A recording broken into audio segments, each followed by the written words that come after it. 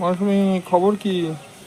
আরে আমরা এই গরমের সময় তরমুজ খেয়েছি ছাদে বসে, দানাগুলো ফেলে দিয়েছিলাম।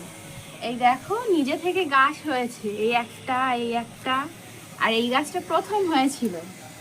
এই দেখো তরমুজ হয়েছে, 300-400 মতো ওয়েট হবে। আরে যাই ওয়েট হোক, নতুন গাছের তরমুজ নিজে থেকে হয়েছে। এবার কেটে নিতে হবে, এই দেখো বোটাটা কেমন হয়ে গেছে। এবার কেটে নিতে হবে। দারুণ হয়েছে তো। হ্যাঁ, দেখতে কি সুন্দর হয়েছে না? এতে কিন্তু কোনো সার জল কিচ্ছু দেওয়া হয়নি, নিজে থেকেই হয়েছে, নিজে থেকেই এতটুকু বেড়েছে। এবার কেটে নিতে হবে, কারণ এর বোটাটা এরকম হয়ে গেছে তাই। কারণ আর বেশি দিন থাকবে না। তুলে না নিলে না নষ্ট হয়ে যাবে, প্রচুর বৃষ্টি হচ্ছে রোজ। তা ঠিক। এবার কেটে নিতে হবে। সামনেই রথ আছে, বাড়িতে জগন্নাথ দেবকে পুজো দেবো এই ফলটা দিয়ে।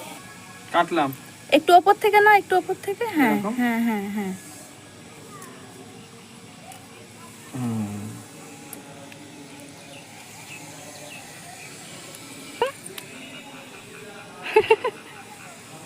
ওকে যাওয়ার একটা অবলম্বন করে দিয়েছে দড়ি দিয়ে।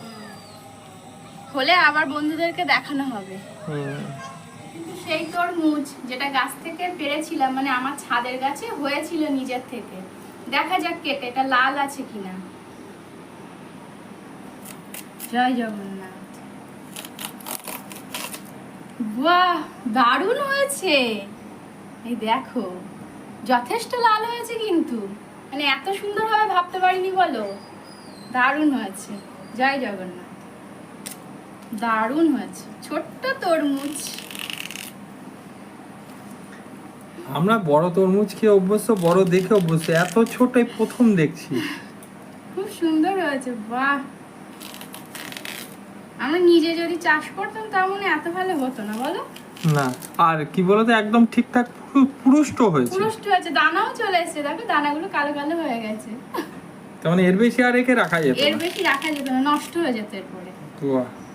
মানে জগন্নাথ দেব নিজের ফল নিজে জোগাড় করে নিয়েছে কিন্তু। বাড়ির গাছের ফল দিয়ে আমি কিন্তু পুজো দিচ্ছি রীতিমতো। সত্যি খুব সুন্দর ব্যাপার।